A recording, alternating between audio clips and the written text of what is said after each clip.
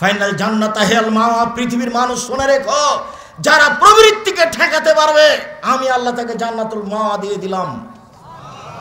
আমি জাতির সাথে মানুষের সাথে ওয়াদাবদ্ধ। আমি যাকে নিজ হাতে সৃষ্টি করেছি তাদের সাথে আমার চুক্তি হয়ে গেছে। পৃথিবীবাসী, আদমের সন্তান, তোমরা মনে রেখো, তোমাদের সাথে আমার চুক্তি। যদি তোমরা প্রবৃত্তি থেকে নিজেকে ঠেকাতে পারো, যদি এর সাথে কথা বলা বন্ধ করতে পারো, আমি তোমাকে জান্নাতুল মাওয়া দিয়ে দিলাম। অতএব আপনি এখানে আশ্বস্ত হন।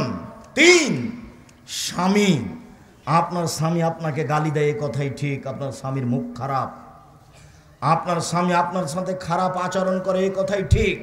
এরপরে আমরা বলছি, আমি আপনার দ্বীনি ভাই, আমি আব্দুর রাজ্জাক বিন ইউসুফ আপনার দ্বীনি ভাই। আপনাকে আমি পরামর্শ দিচ্ছি, আপনি স্বামীকে মেনে নেন। তিতে লাগলেও মানেন, মিঠা লাগলেও মানেন, যা বলছেন সেটাই মেনে নেন। আপনি যদি একে ছেড়ে অন্য জায়গাতে যান, পরবর্তী যদি কোনো স্বামী হয়, তাহলে সে যে এর চেয়ে ভালো হবে, এটা আপনি কি দিয়ে মনে করছেন? অতএব কষ্ট হলেও মেনে নেন, তাতেই ভালো হবে। আপনার কাছে 1 গিলাস পানি চাইলো, রাগ হয়ে আছে কতদিন থেকে, কথা বলছেন না, গিলাসটা নিয়ে থ্যাকস করে রেখে দিয়ে এদিকে মুখ করে চলে গেলেন, এটা ভালো হবে না। হয় তার সাথে সংসার ভালো করে করেন, আর না হলে আপনি খোলা তালাক করে চলে আসেন। ঝুলন্ত অবস্থায় থাকিয়েন না। যতদিন পর্যন্ত ঝুলন্ত অবস্থায় থাকবেন, ততদিন পর্যন্ত ইবাদত কবুল হবে না। হোক তার মুখ খারাপ, মেনে নেন, আল্লাহর কাছে অভিযোগ পেশ করেন। রাত 1টা-2টার সময় ওযু করে সুন্দর করে 2 রাকাত সালাত আদায় করে আল্লাহকে বলেন, আল্লাহ তুমি আমার স্বামীর মুখখান ভালো করে দাও। কান্নাকাটি করে বলেন, শোনার জন্য তিনি প্রতীক্ষমান আছেন।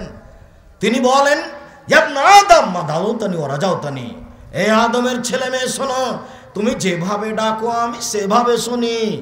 আদমের ছেলে মেয়ে শোনো, তোমরা যেভাবে ডাকো আমি সেভাবে শুনি। যেভাবে আশা পোষণ করো আমি সেভাবে পূর্ণ করে থাকি। আদমের ছেলে মেয়ে শোনো, যেভাবে আশা পোষণ করে থাকো আমি সেভাবে পূর্ণ করে থাকি। যেভাবে ডাকো আমি সেভাবে শুনে থাকি। যেভাবে আশা পোষণ করো সেভাবে আমি পূর্ণ করে থাকি।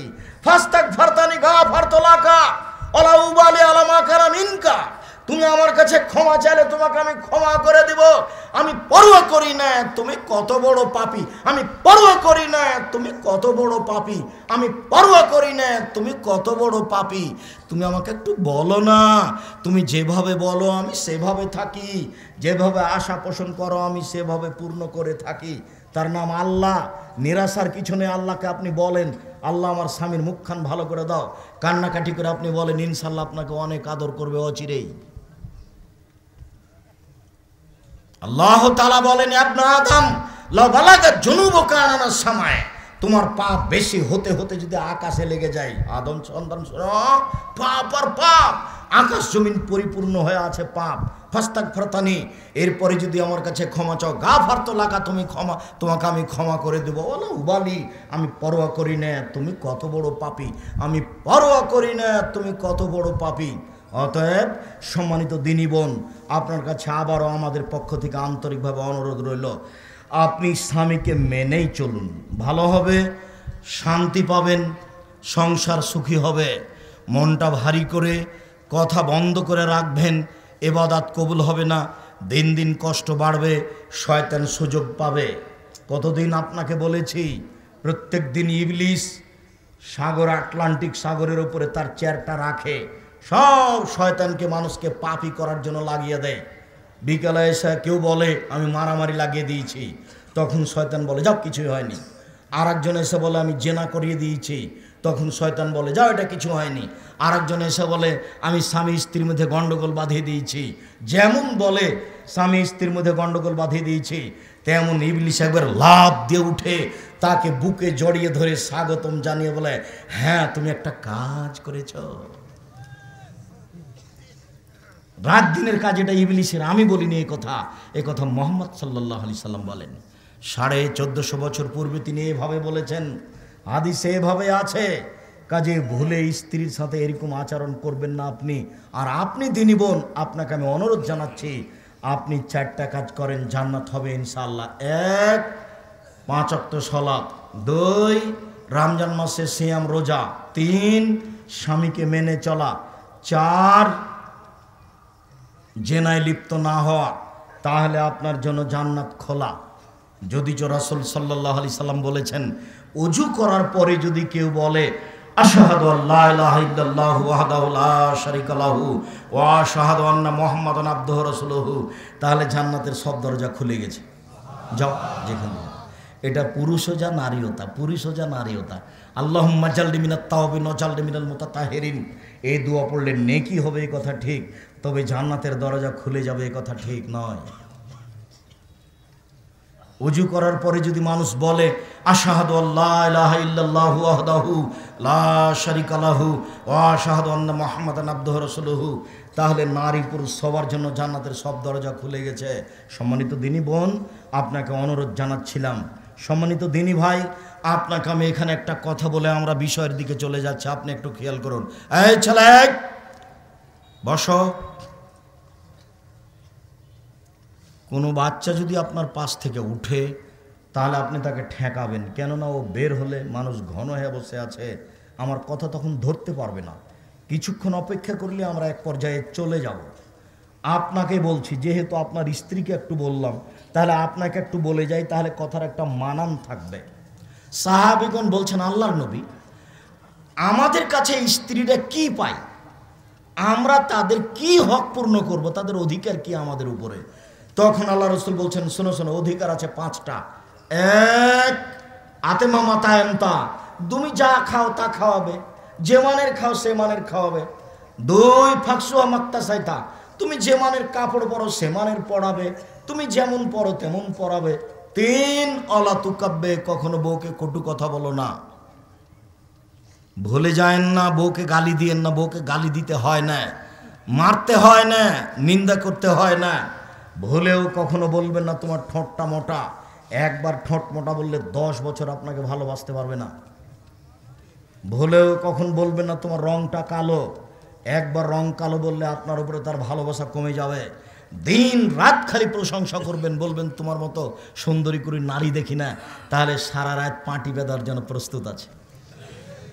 একটু প্রশংসার ভিখারি, মুখ খারাপ করিয়েন না, অন্য বাড়ি থেকে এসেছে, বাপের বাড়িতে লালন পালন হয়ে আপনার কাছে আছে, যৌতুক তো বহুদূরের কথা।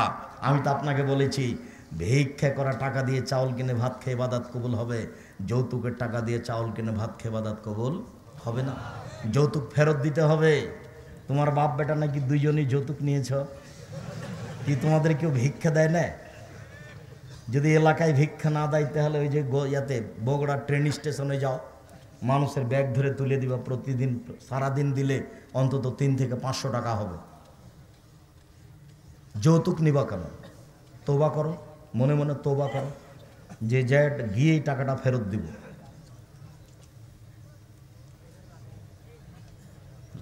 তোবা করা উচিত। কাজ করে খাবা, ফুর্তিতে খাবা, ভালো লাগবে। তো আমার কথা বলো, আমি কেন, আমার বুকে একটা সাহস আছে। আমি এই 31 বছরে আমি কোনোদিন মানুষের কাছে পথ খরচ চাইনি। কোনো মায়ের বেটা বলে না কেন যে আব্দুর রাজ্জাক সাহেব আপনি নাকি আমার কাছে 500 টাকা চেয়েছিলেন, বলে না কেন? কেউ যদি বলে দিতে পারে যে আব্দুর রাজ্জাক সাহেব আমার কাছে 500 টাকা 1 টাকা পাথেও চেয়েছিল, আমি আর কোনোদিন বক্তব্য দিব না। কেউ যদি বলে দিতে পারে আব্দুর রাজ্জাক সাহেব একদিন আমাকে তার পরিচয় দিয়েছিল, আব্দুর রাজ্জাক বিন ইউসুফ এত এত কামেল কি কি যেন সব পাস করেছে অমুক তমুক, এরকম যদি আমি বলেছি এটা প্রমাণ হয়ে যায়, তাহলে আমি বক্তব্য দেব না। আমাকে বলেছে একটু আপনার পরিচয় দেন না, না পরিচয় লাগবে না, আরে দেন না। তখন আমি বলেছি আমার নাম আব্দুর রাজ্জাক আর আমার বাপের নাম ইউসুফ, বাপ বেটা মিলে আব্দুর রাজ্জাক বিন ইউসুফ। এর চেয়ে আমি বেশি কোনোদিন বলিনি। যৌতুক কেন নিবা? কাজ করে খেতে পারো, এতে রুজিতে বরকত আছে, এতে একটা সাহস আছে, হেম্মত আছে। চিরদিনের মতো তুমি ডুবে গেছো, তোমার মুখে মানুষ থুথু মারে, গালি দেয়, বাটা তুই তো শ্বশুরের কাছে টাকা নিয়েছিস, তুই আবার মুখে কি বলিস? ঘৃণা করে। তুমি ঘৃণার পাত্র, তোমার বাপ ঘৃণার পাত্র। খবরদার এই কাজ করো না। ভুলেও কোনোদিন স্ত্রীকে কটু কথা বলবেন না, গালি দিবেন, অলতাজের বলা যে মুখের উপরে মারবেন না। মুখের উপরে মারা নিষেধ। আগেকার পণ্ডিত কান ধরে টান দিত, এটা না যায়। গালের উপরে থাপ্পড় মারতো, পড়া না পারলে এটা না যায়। মুখের উপরে মারা নিষেধ। মাথায়, কানে, গালে, চোখে, মুখে পুরো উপরে মারা নিষেধ আল্লাহ রাসূল না করে দিয়েছেন। 1450 বছর আগে না করেছেন। উনি আবার প্রিন্সিপাল, উনি জানেন না রাসূলের নীতি। ডাক্তার জানেন না, 14 বার মাস্টার ডিগ্রি পাস করে লন্ডন থেকে ডাক্তারি করে আসলে তার চিকিৎসা করার নিয়ম জানে না। ডাক্তারটা পাশে আসলে, রুগী পাশে আসলে, রুগীর পাশে বা পুরুষ হলে গায়ে হাত দিয়ে বলবে লাভ আস্তর ইনশাআল্লাহ, সমস্যা নাই, ভালো হয়ে যাবে, চিন্তা করো না। আজবিল বাস রব্বান নাস আশফান্তা সাফিলা সেফা ইল্লা সেফা ও কাসেফুন লা ইয়াদুরু সাফা। আল্লাহ তুমি একে আরোগ্য দাও, তুমি তো আরোগ্য দাতা, তুমি একে এমন আরোগ্য দাও যাতে করে কোনো রোগী না থাকে। এই বলে চিকিৎসা শুরু করতে হবে। তিনি তো আর এই লাইন কোনোদিন পড়েননি। এই বিশাল কোরআন মাজিদ, কোরআন মাজিদে কি আছে? মানুষে তো মনে করছে একে চুমা খেতে হয়, মানুষে তো মনে করছে যে একে কাপড় দিয়ে ঘিরে রাখতে হয়। এতে কি আছে এটা মানুষের জানার প্রয়োজন, না জেনে দুনিয়া থেকে চলে গেলেন, কোনোদিন জানা প্রয়োজনও মনে করলেন না। বিশাল কোরআন মাজিদে কি আছে? অথচ বেশি কিছু নাই, মাত্র 3-4টা কথা আছে। এই বিশাল 30 পারা কোরআন মাজিদে বেশি কিছু নেই, মাত্র 3-4টা কথা আছে। আব্দুর রাজ্জাক সাহেব কথাটা একটু বুঝিয়ে বলবেন। 3-4টা কথা মানে বুঝতে পারলাম না। 1 নম্বরে কথা আছে ক্ষমতা। ক্ষমতা গিয়ে দেখাতে গিয়ে বলেছেন আসমানের জমিন আসমানের মালিক আমি, জমিনের মালিক আমি। পৃথিবীবাসীকে চ্যালেঞ্জ করে বলেছি তারা আসমানের কোনো ক্ষতি দেখাতে পারে, জমিনের কোনো ক্ষতি দেখাতে পারে, পারলে একটা বানিয়ে দেখাক না কেউ যদি পারে।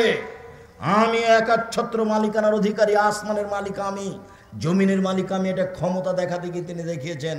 ক্ষমতা দেখাতে গিয়ে দেখেছেন 2, কিভাবে চন্দ্র যায়, কিভাবে সূর্য আসে, কিভাবে সূর্য আসে, কিভাবে চন্দ্র যায়। চন্দ্র সূর্যকে নির্মাণ করে ছেড়ে দিয়েছেন, কেউ তাকে থামাতে পারে না, তার নামে একক ক্ষমতা। কিভাবে রাত আসে, কিভাবে দিন যায়, কিভাবে দিন আসে, কিভাবে রাত যায়, একক ক্ষমতায় চলছে, তার কমবেশ কেউ করতে পারে না, তাকে কেউ ঠেকাতে পারে না, তার নাম ক্ষমতা। আকাশ থেকে বৃষ্টি বর্ষণ করে ঘাস উৎপাদন করে, শস্য উৎপাদন করেন, মানুষে খায়, পশু প্রাণী খায়, মানুষ তা করতে পারে না। ক্ষমতা দেখিয়ে দিয়েছেন। ক্ষমতা দেখাতে গিয়ে দেখিয়েছেন আদ সামদ নমরুদ ফেরাউন আমি তাকে মেরে দিয়েছি, কেউ আমার বিচার করতে পারে না। অলায়াখা ভোগ বাহা, তারা এত শক্তিশালী জাতি, এত শক্তিশালী জাতি, লাম ইউখলাক মিসলুহা ফিল বিলাদ, তাদের মতো শক্তিশালী জাতি আল্লাহ পৃথিবী তার কখনো সৃষ্টি করেননি, করবেন না। তাদেরকে ধ্বংস করে দিয়েছেন, একাকার করে দিয়েছেন, কেউ বিচার করতে পারে না, তার নাম ক্ষমতা। পুরো কোরআন মাজিদে খালি পাতায় পাতায় ক্ষমতা, পাতায় পাতায় দেখাবেন আসমানের মালিক আল্লাহ, জমিনের মালিক আল্লাহ, তিনি সূর্য সৃষ্টি করেছেন, তিনি চন্দ্র, রাত আসে দিন যায়, এভাবে দেখাচ্ছেন। বৃষ্টি বর্ষণ করে আমি ঘাস উৎপাদন করি, আমি ফেরাউনকে মেরে দিয়েছি, আমি নমরুদকে মেরে দিয়েছি, কেউ বিচার করতে পারে না, এ হলো ক্ষমতা। আর দ্বিতীয় দেখিয়েছেন গাফুর আর রাহমান আর রাহিম। খালি গাফুর দয়াশীল, খালি রাহমান, খালি রাহিম। গাফুর, রহমান, রাহিম, বাররুন দিয়ে আর ওয়াদুদ দিয়ে কোরআন মাজিদকে ভরে ফেলে দেওয়া হয়েছে। কেউ পড়ে না, কেউ বুঝেও না, খালি পাতায় পাতায় গাফুর, পাতায় পাতায় গাফুর, পাতায় পাতায় রহমান, পাতায় পাতায় রাহিম, পাতায় পাতায় বাররুন, পাতায় পাতায় রাউফুন, পাতায় পাতায় ওয়াদুদ, মানে আমি প্রেমময়, আমি দয়াশীল, আমি ক্ষমাশীল, এটা দেখিয়ে কোরআন মাজিদকে ভরে ফেলে দিয়েছেন। 3 কিছু বিধান, সালাত আদায় করতে হবে, যাকাত দিতে হবে, চুরি করলে হাত কাটা যাবে, এ হলো কিছু বিধান। 4 এরই ফাঁকে ফাঁকে জাহান্নামার জান্নাত, জাহান্নামার জান্নাত, জাহান্নামার জান্নাত। এই কোরআন মাজিদ শেষ। বুঝতে পারলেন না কথা মনে হয়? তো কোনোদিন পড়তেও পারলাম না, কোনোদিন বুঝতেও পারলাম না। কখনো মুখের ওপরে মারবেন না। 4 5 ওলা তাতরুকা ইল্লা ফিল বাইতে, নিজের বাড়ি ছাড়া কোথাও থাকতে দিবেন না। চাচির বাড়ি যেতে পাবে না, খালার বাড়ি যেতে পাবে না, ফুফুর বাড়ি যেতে পাবে না, হাটায় বাজারে যাওয়ার তো কোনো প্রশ্নই আসে না। কাপুরুষের স্ত্রী হাটে বাজারে যায়, যারা নিজেকে পশু মনে করে, গরু ছাগল, তাদের স্ত্রী হাটে বাজারে যায়। কষ্ট পাচ্ছেন নাকি? আমার কিছু করার নেই, কথা আমি বলিনি। যদি আপনি আবার অনুবাদ শুনতে চান তাহলে আমি যখন নেমে যাব তখন আপনাদের সুপরিচিত মৌলানা আব্দুল কাদের সাহেব আপনাদেরকে এই আয়াতের অর্থ শোনাবেন।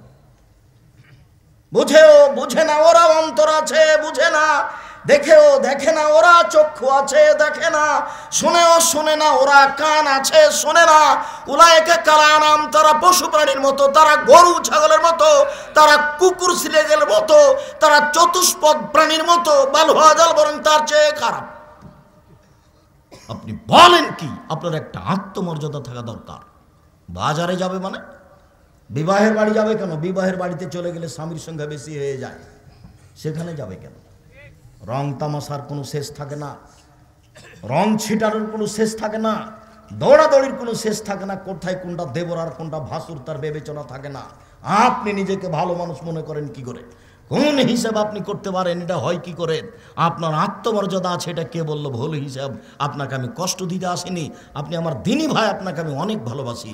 সম্মানিত দিনী ভাই বোন, এখানে আপনার কথা রেখে দিলাম। আল্লাহ তাআলা বলেন, ওয়াবুদুল্লাহ ওয়ালা তুশরিকু বিহি শাইআ, পৃথিবীর মানুষ এক আল্লাহর ইবাদত করো, বিন্দুমাত্র তার সাথে শিরক করো না। শিরক মহাপাপ, পৃথিবীতে শিরক সবচেয়ে বড় পাপ। বাংলাদেশ এমন একটা জায়গা যেখানে শুধু শিরক চলে আর বিদআত চলে। মানুষে বলে বন্যা চলেছে বিপদ সীমার উপর দিয়ে, মানুষে বলে ঝড় বৃষ্টি চলেছে বিপদ সীমার উপর দিয়ে। জিনা, ঝড় বৃষ্টি বিপদ সীমার উপর দিয়ে যায়নি। ভারত, বাংলাদেশ, পাকিস্তানের মাটিতে শিরক চলেছে বিপদ সীমার উপর দিয়ে। দেশ ট্রাভেলস গাড়িটা ঢাকা থেকে ছুটলো, একটু পরে সূর্য ডুবে গেছে, ঘরে আলো, গাড়িতে আলো জ্বলে উঠলো। আমি বললাম, এই ছেলে শোনো, তুমি গাড়িতে আলো দিলে কেন? মহাজনে বলে দিয়েছেন সূর্য ডুবার সাথে সাথে আলো দিতে হবে, হিন্দুরা দেয়। দেখেন আপনার মাও দেয়। আপনার মা যখন চাউল ঝাড়ে, তখন আপনার ছেলে যদি চাউল ঝাড়া কুলা বুঝেন, কুলার উপরে যদি আপনার ছেলেটা চড়ে নেয়, তাহলে আপনার মা কি বলে দেখিয়েন? আপনার মায়ের সামনে আপনি গরুকে লাথি মারিয়েন, দেখেন আপনার মা কি বলে। আর এদেশের শিক্ষা প্রতিষ্ঠান, অফিস, আদালত, কোর্ট কাচারি সব একবারে শিরক দিয়ে ভরা। প্রত্যেকটা ঘর, প্রত্যেকটা বাড়ি, প্রত্যেকটা অফিস, প্রত্যেকটা শিক্ষা প্রতিষ্ঠান একেবারে শিরক দিয়ে পরিপূর্ণ হয়ে আছে। শুধুই শিরক, যেখানে যাবে। পৃথিবীর মানুষ শিরক করো না, বিচার মাঠে সব পাপ ক্ষমা করে দেব। শিরক না করলে আল্লাহকে সম্মান করা হবে, শিরক না করলে আল্লাহর সাথে সদাচরণ হবে। পৃথিবীর মানুষ মনে রাখেন, আল্লাহর সাথে সদাচরণ হলো শিরক না করা। 1 মিনিট। একদা আল্লাহর নবী এক গাধার উপরে বসেছিলেন, পিছনে মুআয ইবনে জাবাল ছিলেন। মানে দুইজন পাশাপাশি বসে আছেন। গাধা তো একবারই ছোট প্রাণী। পাশাপাশি দুইজন, আগে আছেন আল্লাহর নবী, পিছনে আছেন মুআয ইবনে জাবাল। আল্লাহর নবী বলছেন মুআয, তো মুআয ইবনে জাবাল বলছেন লাব্বাইক ওয়া সাদাইক, জি প্রস্তুত, বলেন কি বলছেন। তিনি বলছেন মুআয, তো মুআয ইবনে জাবাল বলছেন লাব্বাইক ওয়া সাদাইক, জি প্রস্তুত, বলেন কি বলছেন। আবার বলছেন মুআয, তো মুআয বলছেন লাব্বাইক ওয়া সাদাইক, জি আল্লাহ রাসূল প্রস্তুত, বলেন কি বলছেন। আল্লাহ রাসূল তো কথা বলছেন না, খালি এইটাই বলছেন। কেন? ওনাকে প্রস্তুত করে নিচ্ছেন, আমার কথা যেন 19-20 না হয়। আর আপনি দাঁড়িয়ে গল্প করবেন না, আমার বক্তব্য শুনলেন, এটা কথা হলো? কথা বুঝাতে পারিনি এখনো। আল্লাহ রাসূল মুআযকে বলছেন মুআয কি দূরে আছে? বলেন তো কোথায় আছে? গাধার উপরে একবারে গায়ের সাথে লেগে আছে। গাধাই তো ছোট প্রাণী। তারপর আবার বলছেন মুআয, জি বলেন। মুআয, জি বলেন। 3 বার মানে তাকে প্রস্তুত করলেন, কথা যেন 19-20 না হয়। তাই করোনা ভাইরাসকে লক্ষ্য করে আমি বলেছিলাম যে রাসূল সাল্লাল্লাহু আলাইহি সাল্লামের সাহাবীগণ সবচেয়ে বেশি আল্লাহ রাসূলকে মেনে চলতেন। বলাও লাগতো না, মেনে চলতেন। এ ব্যাপারে এত সতর্ক ছিলেন সাহাবীগণ। এরপরে বলছেন মজ জি, মজ জি, মজ জি। এত তো বলা লাগে না, কেন এত বললেন? অথচ কত জোরালো অনুসারী ছিলেন, বলা লাগতো না, এমনিতেই এমনিতেই। মানে আব্দুর রাজ্জাক সাহেব একটু ঘটনাটা বলেন তো, এমনিতে কি? আরে শোনেন শোনেন, আল্লাহর নবী একদিন জুতা পায়ে দিয়ে সলাৎ শুরু করেছেন। তো জুতাতে ময়লা ছিল, জুতা পায়ে দিয়ে নামাজ পড়া যায় যদি জুতাতে ময়লা না থাকে। তো সলাৎ শুরু করেছেন, তখন জিবরাইল এসে বলছেন জুতা খুলেন, জুতা খুলেন, জুতাতে ময়লা আছে। আল্লাহ রাসূল জুতা খুলে দিয়েছেন। সালাম ফিরার পরে দেখছেন সাহাবীগণ সবাই জুতা খুলে দিয়েছে। তা আল্লাহ রাসূল বলছেন কি ব্যাপার, কি ব্যাপার, তোমরা জুতা খুলেছো কেন? তো সাহাবীগণ বলছেন আরে আপনাকে যে সলাতের মধ্যে জুতা খুলতে দেখলাম সেই জন্য তো খুলে দিয়েছি। আরে জিবরাইল আমাকে বলছেন যে আপনার জুতাতে ময়লা আছে, সেজন্য আমি খুলে দিয়েছি। তো তোমাদের জুতাতে আর ময়লা নেই, তোমরা খুলেছো কেন? বলে আপনাকে খুলতে দেখেছি সেই জন্য। এ দেখেন, বলা লাগে না, দেখেই মেনে নিয়েছেন, তার নাম সাহাবী। এত সচেতন মানুষ সাহাবী হওয়ার পরেও জীবনে কোনোদিন এক ওয়াক্ত সালাত এই কথা না বলে শুরু করেননি। কোন কথা? কাতার সোজা করুন, প্রাচীরের মতো হয়ে দাঁড়ান, ফাঁকা বন্ধ করুন। ওই যে দুইজনের মাঝে শয়তান ঢুকছে ছাগলের বাচ্চার মতো, ফাঁকা বন্ধ করুন, প্রাচীরের মতো হয়ে দাঁড়ান। মানসাদ্দা ফুরজাতান বানাল্লাহু লাহু বাইতান ফিল জান্নাহ, কেউ যদি ফাঁকা বন্ধ করে তাহলে আল্লাহ তার জন্য জান্নাতে ঘর বানাবেন। এই কথা না বলে তিনি কোনোদিন সলাৎ শুরু করেননি। 23 বছরের কোনো একদিন, কোনো এক ওয়াক্ত, 23 বছরের কোনো একদিন, কোনো এক ওয়াক্ত এই কথা না বলে যদি সলাৎ শুরু করেছেন, এটা প্রমাণ হয়ে গেলে আমি আব্দুর রাজ্জাক বিন ইউসুফ সেদিন থেকে আর বক্তব্য দেব না। বলেন তো আপনি কি বুঝলেন, আমি কি বুঝালাম? আমি বুঝালাম যে আল্লাহর নবী এই কথা বলার পরে সলাৎ শুরু করতেন। বুঝাতে পারলাম না মনে হয়? আগে ওদের দিকে মুখোমুখি হয়ে বলতেন কাতার সোজা করুন, প্রাচীরের মতো হয়ে দাঁড়ান, আগে পিছে হয়েন না, নইলে অন্তরে বিভেদ সৃষ্টি হবে। ওই যে ফাঁকা দিয়ে শয়তান ঢুকছে ছাগলের বাচ্চার মতো হয়ে আমি দেখছি। এই কথা না বলে তিনি সলাৎ শুরু করতেন। আপনি যান বগুড়া শহরে, 20 বছর থেকে 30 বছর থেকে আছেন, কোনো একদিন আপনি দেখতে পাবেন না ওই দিকে মুখ করে আছে, কেবলার দিকে মুখ করে আছে, একামাত চলছে, ওদিকে পাগড়িও পেঁচাচ্ছে, একামাত শেষ হতে না হতে আল্লাহু আকবার। 3 ফুট দূরে দূরে দাঁড়ানো তো বহু দূরের কথা। তাই বলেছি 3 ফুট দূরে দূরে প্রমাণ হওয়ার জন্য মুহাম্মদ সাল্লাল্লাহু আলাইহি সাল্লামকে আবার আসতে হবে। যেহেতু কিয়ামত পর্যন্ত তিনি আর কখনো আসবেন না, 3 ফুটের বৈধতাও হবে না। আজ থেকে নিয়ে কিয়ামত পর্যন্ত যদি কাবা ঘরে আর কোনো দিন পায়ে পা মিলিয়ে না দাঁড়ায়, আজ থেকে নিয়ে কিয়ামত পর্যন্ত যদি কাবা ঘরে আর কোনো দিন পাশাপাশি প্রাচীরের মতো না দাঁড়ায়, তবু তা জায়েজ হবে না। জায়েজ করতে হলে আল্লাহ রাসূলকে আবার পৃথিবীতে আসতে হবে। যেহেতু তিনি আসবেন না, কাজে এই ইবাদতের সিদ্ধান্ত পরিবর্তন হবে না।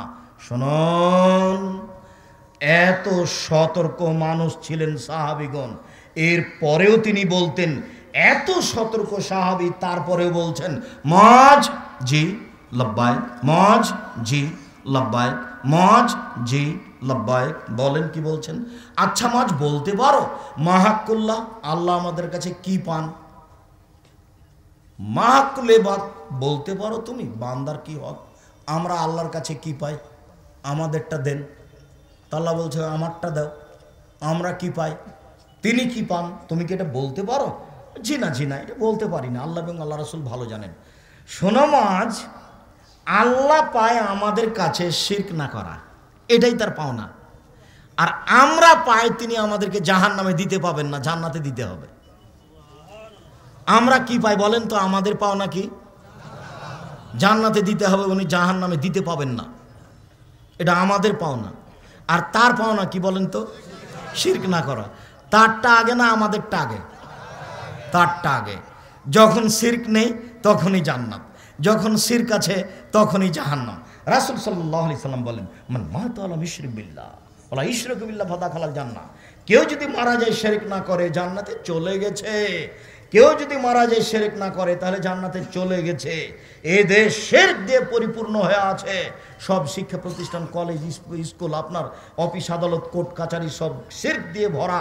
আর আপনার মার কাছে আর আপনার স্ত্রীর কাছে শিরকে একবারে পরিপূর্ণ হয়ে আছে। ছি ছি ছি ছি ছি ছি। আপনার বাপ মারা গেছে, হাতে হাতে আপনার মা নাকফুল খুলে দিয়েছে। স্বামী মারা গেলে নাকফুল রাখা যাবে না। কখন কখনো হিন্দুর নীতি গ্রহণ করলো? ও তো হিন্দুদের নীতি। স্বামী মারা গেছে, নাকফুল থেকে যাবে, গয়না থেকে যাবে, 4 মাস 10 দিন নতুন পোশাক পরতে পাবে না, সাজসজ্জা গ্রহণ করতে পাবে না। নাকফুল খুলে দিতে হবে, কথা কে বললো? গয়না খুলে দিতে হবে, কথা কে বললো? এরই নাম হচ্ছে হিন্দুদের নীতি। এটা তো বগুড়া। বিবাহ পড়ার কত নোংরা নীতি আছে তার কোনো হিসাব নেই। আমার তো চোখের দেখা একটা একটা নকল করে আপনার সাথে আমি বলেছি, চাঁপাই নবাবগঞ্জে এমন কোনো বিবাহের নীতি নাই যেটা জায়েজ, সবই হারাম।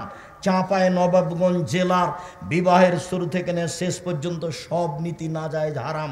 বগুড়ার একটা বলি, সবাই মিলে 2-4-10 জন 20 জন মিলে গেছে মেয়ের কাছে বিবাহ পড়াতে। মেয়েটা যে ঘরে গেছে সেখানে গেছে, তো মেয়ের বাপও আছে ওখানে, আপনার কাজীও আছে, আর যেন কে কে আছে। তখন বলছে, অমুক নেবাসী অমুক এত টাকা নগদ, এত টাকা বাকিতে তোমাকে বিবাহ করতে এসেছে, তুমি তাকে স্বামী সত্ত্বে কবুল করো। তখনও বলছে কবুল করলাম। তারপরও বলছে, তোমরা শুনেছ? জি শুনেছি। আবার আবার 3 বার। এবার লোকগুলি এসে যেখানে বর আছে সেখানে দাঁড়ালো। তো বরের পাশে বসে থাকা লোকগুলি বলছে, আপনারা কে? আমরা এই বিবাহের উকিল। কনে কবুল করেছে? জি করেছে। আপনারা শুনেছেন? জি শুনেছি। তাহলে বসেন। মনে হচ্ছে পাগলামি কারবার, কলা গাছের চতুর্দিকে ঘুরে। ধর্ম পাগল হয়ে গেছে। বানানো নিয়ম দেখেন, ধর্ম পাগল হয়ে গেছে। মেয়ের কাছে যেতে হবে না, খুতবা হবে, তারপরে মেয়ের বাপ বলবে, এত নাগাদে এত বাকিতে আমার মেয়ের সাথে তোমার বিবাহ দিয়ে দিলাম, তুমি কবুল করো, বলবে কবুল করলাম, বাস বিবাহ হয়ে গেছে। গুরুত্বপূর্ণ কথা 3 বার বলতে পারে, এদেশে শিরক পরিপূর্ণ হয়ে আছে। 2 অবিল ওয়ালিদাইনে ইহসানা। পৃথিবীর মানুষ তোমরা বাপ মায়ের সাথে সদাচরণ করো। পৃথিবীর মানুষ তোমরা আল্লাহর সাথে সদাচরণ করো, শিরক করো না।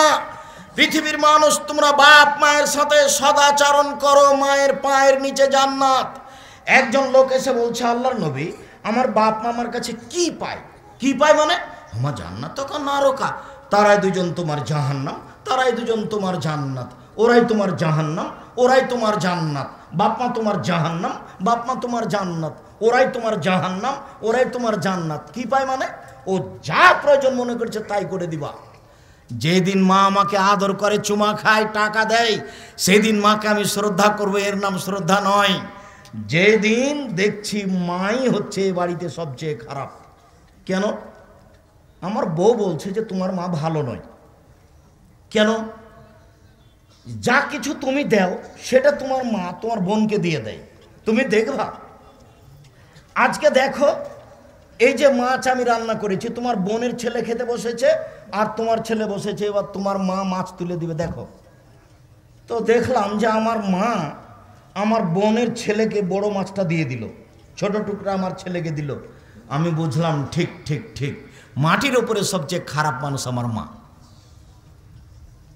দিয়েছে এ কথাও ঠিক, যা বলছে সবই উল্টা, যা করছে সবই উল্টা, এ কথাই ঠিক। এরপরেও সম্মান করতে হবে, এ কথাই ঠিক। যা বলছে সবই উল্টা, যা করছে সবই উল্টা, এ কথাই ঠিক। এরপরেও জীবন বাজি রেখে তাকে মাথার উপরে রাখতে হবে, এ কথাই ঠিক। জীবনে কোনোদিন তার সামনে জোরে কথা বলা যাবে না। 1 মিনিট। রাজশাহীর মেয়র নওদাপাড়াতে এসেছেন, তো ওসি মেয়রের সামনে এভাবে দাঁড়িয়েছে, আমার দিকে দেখেন, এভাবে দাঁড়িয়ে বলছেন, ওসি স্যার কি করবো স্যার? আমি দৃশ্য দেখে অবাক হয়ে গেছি, কিরে এটা তো বাপ মায়ের সামনে হবে। আল্লাহর নবী বলছেন যে পৃথিবীর মানুষ বাপ মায়ের সাথে নরম করে কথা বলো। পৃথিবীর মানুষ বাপ মায়ের সামনে হাত নিচু করে রাখো। পৃথিবীর মানুষ বাপ মায়ের সামনে জোরে কথা বলো না। পৃথিবীর মানুষ বাপ মায়ের সামনে এরকম শব্দ উচ্চারণ করো না। আমার বৌমা আমাকে এই কথা বলল, আমার ছেলেটা আমাকে টাকা দিয়ে গেল, যার কারণে আমার বৌমা আমাকে এই কথা বলল। যদি আপনার শাশুড়ির আপনার অগোচরে এক ফোঁটা চোখের পানি ঝরে, এর নাম আশীর্বাদ। আপনার স্বামী কোটি টাকা ইনকাম করলে সংসারে শান্তি হবে না, এই কথাই ঠিক। সম্মানিত দিনী ভাই বোন, বাপ মাকে সাদরে মেনে নিতে হবে। খারাপ লাগলেও তিতে লাগলে এ কথাই ঠিক। আপনাকে মা কিভাবে লালন পালন করেছে সেটা আপনাকে আমি দেখাতে অক্ষম, তবে আপনার ছেলেটাকে আপনি দেখলে বুঝতে পারবেন আপনার ছেলেটা আপনার কাছে কেমন, তেমন আপনি ছিলেন। তাহলে বোঝা যাবে মা কি জিনিস। আল্লাহ নবী এমনি বলেননি মায়ের পায়ের নিচে জান্নাত, মায়ের পায়ের নিচে কি জান্নাত পড়ে আছে? তার মানে মাকে মেনে চললে জান্নাত, এই কথা রাসূল সাল্লাল্লাহু আলাইহি ওয়াসাল্লাম বললেন। পৃথিবীর মানুষ অবিল ওয়ালিদাইনে ইহসানা ওয়াবিদিল কুরবা, 3 নিকট আত্মীয়র সাথে সদাচরণ করো। বলতে পারেন পৃথিবীতে সবচেয়ে নিকট আত্মীয়কে? পৃথিবীতে নিকট আত্মীয় হচ্ছে ভাই। পৃথিবীতে এর চেয়ে নিকট আত্মীয় কেউ নেই। ভাইয়ের সাথে টিকা কঠিন। 1 নম্বরে সদাচরণ সবচেয়ে কঠিন, বাংলাদেশে আরো কঠিন। সেটা হলো আল্লাহর সাথে সদাচরণ, শিরক না করা। কথায় কথায় শিরক আছে এদেশের মাটিতে। ওই যে আমি কথা বলছি না, টিকটিকি টিকটিক করে উঠলো, ঠিক বলেছি, তাই তো টিকটিকি টিকটিক করলো। আর আপনার যেটা অফিস আদালতের শিক্ষা প্রতিষ্ঠানে, সেটা আমি বলতে চাচ্ছি না, আপনি ওটা খুব ভালো জানেন। সম্মানিত দিনী ভাই বোন, 2 বাপ মার সাথে ভালো আচরণ সদাচরণ। 3 ভাইয়ের সাথে ভালো আচরণ সদাচরণ। এটাও টিকা খুব কঠিন। আমাদের গ্রামে 2 ভাই মারামারি লেগেছিল, ঝগড়া। বিকেলে একটা ঢেঁকি ছিল, কেটে ভাগ করে নিয়েছে। চাঁপাইনবাবগঞ্জের ভাষায় ভাই ভাই ঠাই ঠাই। সংসার বলতে স্ত্রী ছেলে মেয়ে, এই 3 জনের নাম সংসার। 3 জনের উপরে যে আছে সে সংসারের উপরে, তার নাম বাপ মা। ভাই এই সংসারে ঢুকবে না, ভাই হচ্ছে ভিন্ন সংসার। 2 ভাই চাকরি করে, কোনোদিন কেউ কারো টাকা দেয় না, তবে ঈদের দিন এসে বলে আব্বা আমি দিলাম 5, ভাই দিল 5, আপনি দেন 5, 15,000 একটা গরু কুরবানি। আব্বা এভাবে ভালো হয়তো? জি না, এভাবে ভালো হয় না। ভাগে কুরবানি হবে না, এই কথাই ঠিক। 7 জন 7 পরিবারে এক কথা নয়। সম্মানিত দিনী ভাই বোন শুনুন, পৃথিবীতে 3য় স্থান হচ্ছে সদাচরণের। ভাই ভাই ভুলে স্ত্রীর সাথে সাথ দিয়ে ভাইয়ের সাথে খারাপ আচরণ করবেন না। এই ছেলে, তোমার বাপ ছোট, তোমার চাচা বড়, তোমার জ্যাঠো বড়, তোমার বাপ চাচার মধ্যে গন্ডগোল আছে, তোমার বাপকে বলে দিও তোমার বাপ ছোট। তোমার জ্যাঠোর ভুল হয়েছে, কথাই ঠিক। তোমার জ্যাঠোর কারণে ঝগড়া হয়েছে, কথাই ঠিক। এরপরে যেন 24 ঘন্টা পার না হয়, তোমার বাপ যেন তোমার চাচার হাত ধরে ক্ষমা নেয়। ভাই আমার মাপ ভুল হয়েছে, মাফ করবেন, এই কথা তোমার বাপকে বলতে হবে। তোমার বাপ ছোট, তোমার জ্যাঠ বড়। 24 ঘন্টার মধ্যে নিয়মে ফিরে আসতে হবে, নইলে তোমাদের বাপ চাচার ইবাদত কবুল হবে না। এই ছেলে তোমাকে বলছি, তোমার মা ছোট আর তোমার চাচি বড়। তোমার চাচির কারণে বাড়িতে ঝগড়া হয়েছে, কথাই ঠিক। এরপরে বলছি তোমার মা যেন আজকেই তোমার চাচির হাত ধরে ক্ষমা নেয়। আপা ভুল হয়েছে, যা হয়েছে হয়েছে, আমরা একসাথে থাকবো, একসাথে চলবো, এক মায়ের মেয়ের মতো থাকবো, এই কথা যেন তোমার মা বলে, জরুরি। উপস্থিত বৈঠকের দিনই মুসলিম বোন আপনাকে বলছি, আপনি আপনার জায়ের সাথে আজকেই চলতে শিখুন, এরই নাম সদাচরণ। আপনি আপনার জায়ের হাত ধরে ক্ষমা নেন, 24 ঘন্টা পার হওয়ার সুযোগ নেই, আজকেই নিতে হবে, তার নাম সদাচরণ। ভাই ভাই এরপরে আল্লাহ তাআলা বলেন অবেদিল কুরবা ওয়াল ইয়াতামা, এতিমের সাথে সদাচরণ। সম্মানিত দিনী ভাই বোন, খুব গুরুত্বপূর্ণ অংশে এসেছি। এতিম, যেই এতিমের সদাচরণের ফলাফল জান্নাত। রাসূল সাল্লাল্লাহু আলাইহি সাল্লাম বলেন, পৃথিবীর মানুষ শোনো, কাফিরুল ইয়াতিম আনা, যে ব্যক্তি এতিমের লালন পালন করে সে আর আমি জান্নাতে একসাথে থাকবো। দেখো দেখো দেখো, এভাবে তর্জনী আর মধ্যমাদে ইশারা করে দেখালেন, পৃথিবীর মানুষ দেখো, আঙ্গুল দুটি যেভাবে আছে সেইভাবে আমি আর এতিমকে লালন পালনকারী জান্নাতে থাকবো। তবে দুই আঙ্গুলের মধ্যে একটু ফাঁকা রেখেছেন। এখানে আর একটা কথা আছে। আল্লাহ রাসূল বলেন, কেউ যদি দুইটা মেয়ের লালন পালন করে, বেটি দুইটা হয়েছে সেজন্য মন ভারী হয়েছে, কিয়ামতের লক্ষণ। একটা বেটি হয়েছে সেজন্য মন ভারী হয়েছে, বেটা হলে খুব ভালো লাগতো, বেটা যে পেটে ছুরি দিয়ে চলে যাবে। একটা মানে আরো বদ, দুইটা মানে একটু কম বদ, 5-7টা মানে একটু তার চেয়ে কম বদ। আর দুইটা একটা ছেলে নিয়ে কি করবেন? ছেলে যত বেশি হবে তত ইহকালে ভালো, পরকালে ভালো। 10-12টা হলে তো 2-1টা মারা যাবে। আর 2-1টা যদি মারা যায় ছোট অবস্থায়, তাহলে আপনি জান্নাত চলে গেছেন। কেন? এমন তুমুল ঝগড়া লাগিয়ে দিবে আল্লাহর সাথে, আমার বাপকে আগে জান্নাতে দিতে হবে, তারপরে। যতক্ষণ পর্যন্ত আপনার জন্য জান্নাত ঘোষণা না হবে ততক্ষণ পর্যন্ত এই ছেলে ছাড়বে না। তো আপনার ছেলেই তো মাত্র 2টা, কয়টা মরে আর কয়টা থাকে? যার জন্য উপস্থিত বৈঠকের মুসলিম বোন, 2টা বাচ্চা খুব খুশি হয়েছেন, ভালো করে পড়াশোনা শিখাবো। আরে আপনার স্বামীরা 5 ভাই, আপনার শ্বশুর দিন মজুরি করে খাতো, 5 ভাই এখন চাকরি করে, ভালো ভালো চাকরি করে, আর আপনার 2টা বেটা খালি শয়তান। দিন রাত টিভি নিয়ে বসে থাকে, মোবাইল নিয়ে বসে থাকে, বেটি ছেলে পিছে পিছে করে। দেখেন আপনি কি দেখাতে চাচ্ছেন? এগুলো ভুল হিসাব। ছেলে মেয়ে বেশি নেন, বরকত বেশি হবে। ছেলে মেয়ে বেশি নেন, শান্তি বেশি হবে। ছেলে মেয়ে বেশি নেন, বিচার মাঠে পার হয়ে যাবেন। সম্মানিত দিনী ভাই বোন, যেটা বলছিলেন সেটা দেখেন। কারো যদি 2টা মেয়ে থাকে, আরও যদি 2টা মেয়ের লালন পালন করে, তাহলে জান্নাতে আমি আর সে ব্যক্তি এইভাবে থাকবো। তখন তর্জনী আর মধ্যমা জমা করে দেখালেন, দেখো দেখো, তখন এই আঙ্গুলের মধ্যে ফাঁক রাখলেন না, তখন জমা করে দিলেন। তাহলে এতিমের চেয়ে মেয়ের লালন পালন বেশি দামি। বুঝাতে পারিনি কথা? সম্মানিত দিনী ভাই বোন, এতিমের সাথে ভালো আচরণ করুন। রাসূল সাল্লাল্লাহু আলাইহি সাল্লামের কাছে একটা লোক আসলো, ফাশাকাইলান নবী সাল্লাল্লাহু আলাইহি সাল্লাম কাসওয়াতা কালবিহি, তার অন্তর খুব শক্ত। তার অভিযোগ করলো, আল্লাহর নবী, ভিক্ষুক ভিক্ষা চাইলে দিতে মন চায় না, অন্তর খুব শক্ত।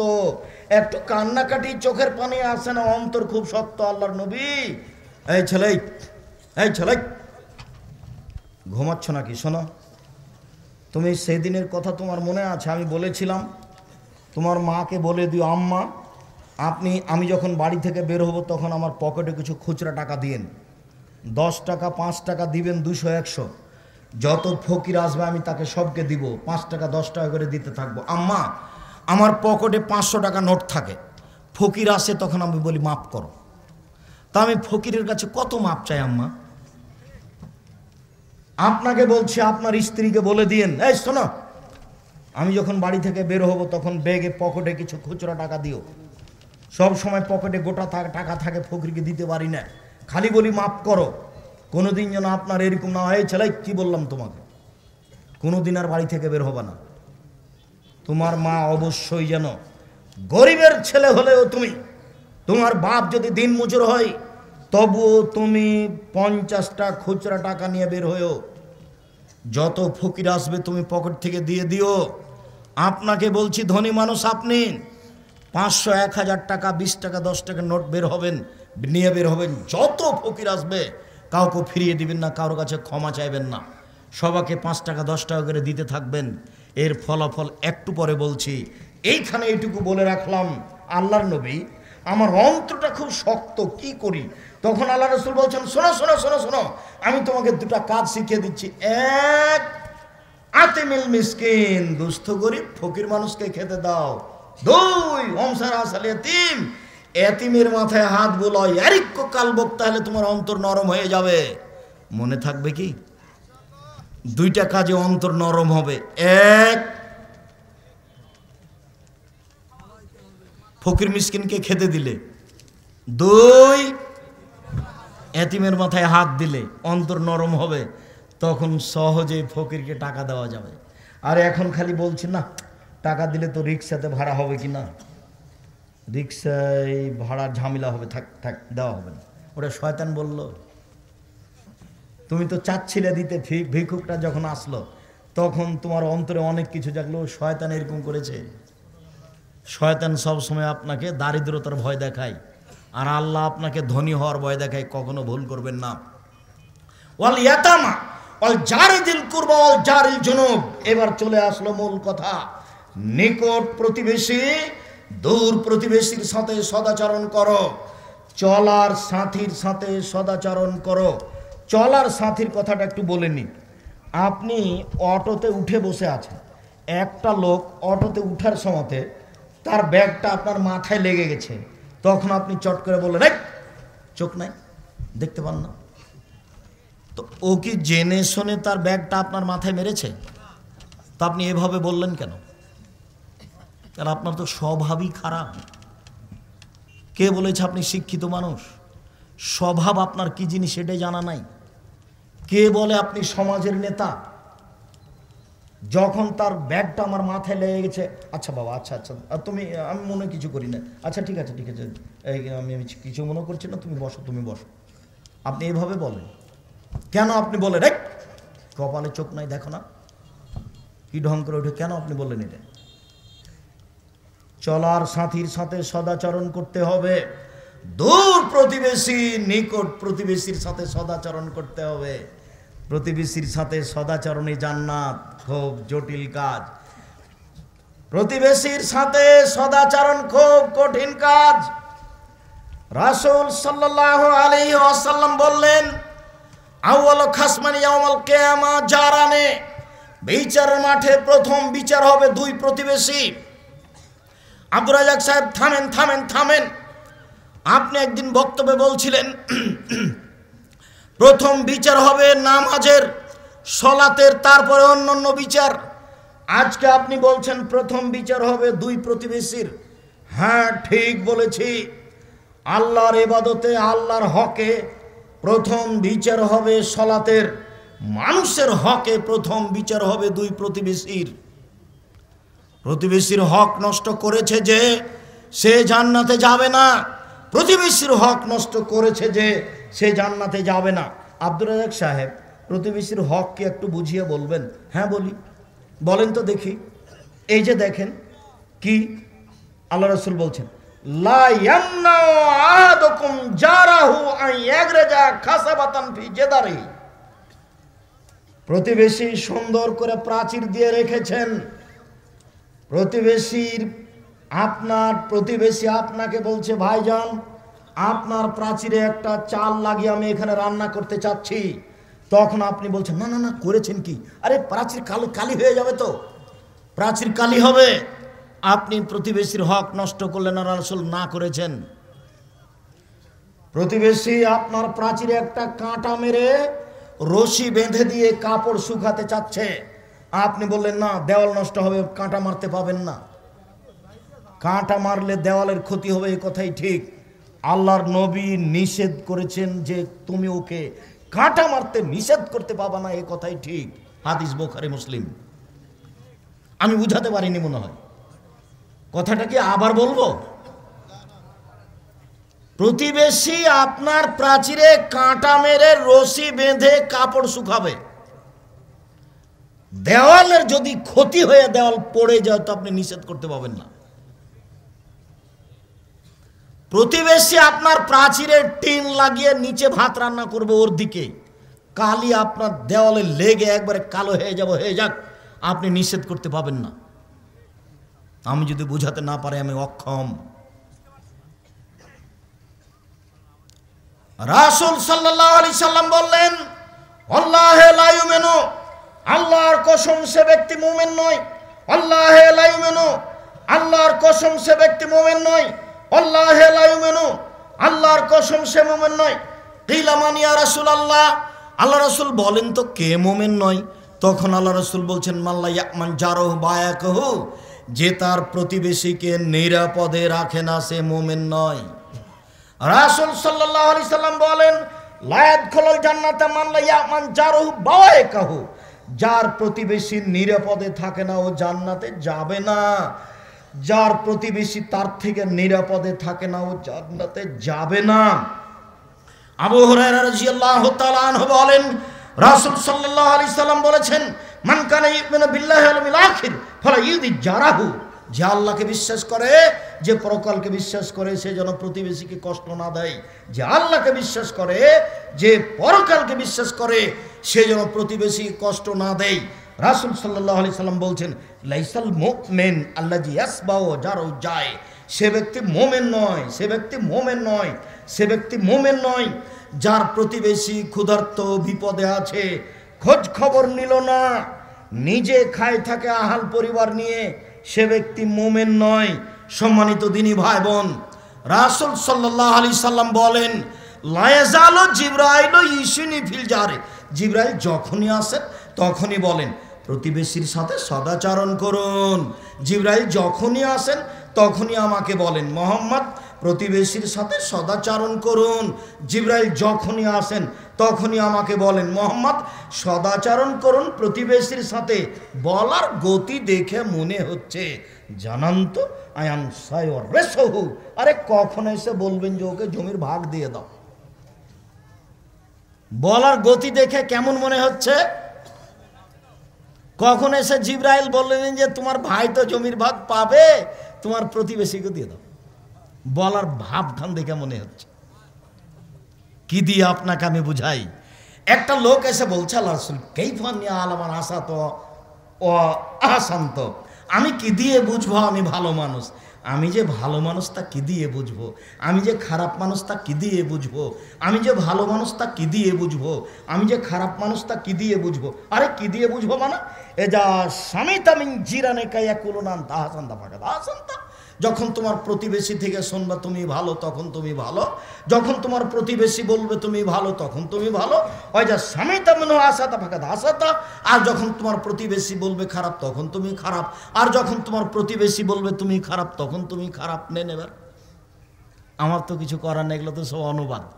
1450 বছর পূর্বে রাসূল সাল্লাল্লাহু আলাইহি ওয়াসাল্লাম মুখ দিয়ে এইভাবে বলেছেন, আমি এইভাবে আপনাকে অনুবাদ করে শোনাচ্ছি।